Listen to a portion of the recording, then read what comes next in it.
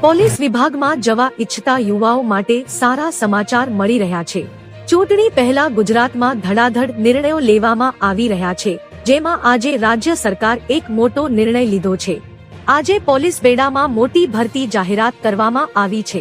Gujarat police દળમાં પો.સતી.